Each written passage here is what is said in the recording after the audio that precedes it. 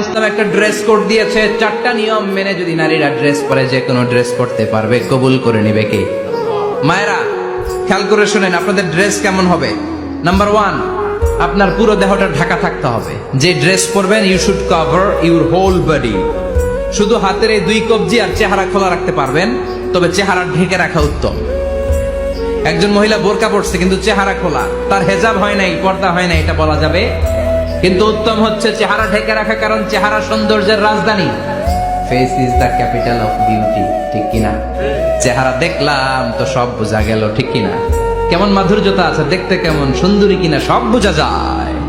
এজন্য চেহারাটাও ঢেকে রাখবেন, চোখটা খোলা রাখবেন। বিশ্বনবীর স্ত্রী উম্মে সালামা বলে, দেখার জন্য আমার 2 চোখের দরকার নাই, লাগবে 1 চোখ। উনি আরেক চোখের মধ্যে আরেক কাপড় দিয়ে রাখতেন, এমনি তাকাইতেন। সাহাবারা বলতেন, উনারে দেখলে আমরা দিতাম দৌড়, ভয় লাগতো। চোখ একটা দেখা যায় আর একটা খোলা, উনারা দেখে আমরা এদিক সেদিক পালিয়ে যেতাম। আবার অনেক মহিলারা পা ঢাকে না, পা কিন্তু পর্দার অন্তর্ভুক্ত। সব সময় মেয়েরা পা মোজা পরে বেরোতে হবে, পা দেখানো যাবে না। হাদিসে এসেছে শুধু হাত এতটুকু, পা কিন্তু পর্দার অন্তর্ভুক্ত। উম্মে সালামা বললেন, ইয়া রাসূলুল্লাহ, আমরা তো হাঁটতে গেলে অনেক সময় পা দেখা যায়। বিষ্ণু বললেন, তাই? তাহলে 1 বিঘত নিচ দিয়ে কাপড় বাড়াও। উম্মে সালামা বললেন, জোরে হাঁটলে তো তারপরে দেখা যাবে। বিষ্ণু বললেন, 1 হাত বাড়াও, ধুলাবালি সহ টানবা, তারপরও পায়ের 1 ইঞ্চি দেখানো যাবে। তাহলে ড্রেস কোডের প্রথম নিয়ম হচ্ছে পুরো দেহ ঢাকবেন। 2 নম্বরের নিয়ম, পোশাক ঢিলে ঢালা হবে না টাইট ফিটিং। আর জোরে বলেন, আছি আমরা কোন জামানায়, লাজ শরম গেছে হারায়, পাতলা শাড়ির বাহার, পাখি ড্রেস লেহেঙ্গা, পোশাক দেখে নারীর লাজে মরে যাই। হায় হায়, আছি আমরা কোন জামানায়, লাজ শরম গেছে হারায়। ঠিক কিনা? লাজ শরমের বালাই নেই। ঢিলে ডালা হবে, টাইট ফিটিং হতে পারবে না। মোটা কাপড়ের হবে, এরকম মোটা হবে, মোটা কাপড়, কিচ্ছু দেখা যায় না, বাইনোকুলার দিয়েও দেখা যাবে না। আবার ঢিলে ঢালা আছে না নাই?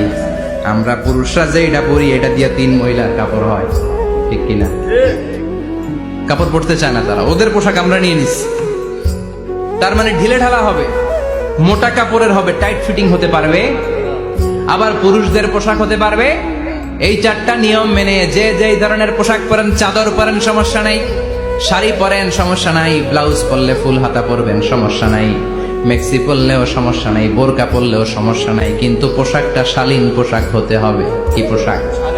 সবাই বলেন, শালীন পোশাক। পুরুষদের পোশাক পরা যাবে, কারণ বিশ্বনবী লানত করেছেন ওই নারীদেরকে, যেই নারীরা পুরুষদের মতো সাজতে চায়। এরকম আছে না নাই? দেখলে বোঝা যায় না কোনটা ছেলে কোনটা মেয়ে, আছে না নাই? এক লোক, একটা গল্প শোনাই আপনাদের। এক লোক এক বাগানে গিয়েছে, যে দেখে বাগানে কিছু ছেলে মেয়ে খেলাধুলা করে, কিন্তু ছেলে মেয়েদের পোশাক দেখে বোঝার উপায় নাই কোনটা ছেলে কোনটা মেয়ে। শুনতেছেন? পোশাকের এমন দশা, কোনটা ছেলে কোনটা মেয়ে বোঝাই যায়। আফসোস করে বলল, হায় রে, কেমন এদের মা বাবা, কেমন এদের আক্কেল, কি পোশাক তাদের পরিয়েছে, কোনটা ছেলে কোনটা মেয়ে বোঝাই যায় না। পাশে এক ভদ্রলোক বসা ছিল, রেগে মেগে আগুন, সাবধানে কথা বলেন, জানেন এগুলো আমার সন্তান, আমার সন্তান এগুলো। লোক তো ভয় পেয়ে গেছে, তাই নাকি? ও তাহলে আপনি এদের বাবা? এবার লোকটা রেগে মেগে বলে, আমি আপনার কি চোখ নেই, আমি বাবা হইতে যাবো কেন, আমি তো এদের মা। তার মানে কোনটা ছেলে কোনটা মেয়ে যেমনি বোঝা যায় না, কোনটা বাবা কোনটা মা এটাও বোঝা যায় না। এরকম আছে না নাই? ছেলেরা পরবে ছেলেদের পোশাক, মেয়েরা পরবে মেয়েদের পোশাক। চিল্লায় বলেন ঠিক কিনা?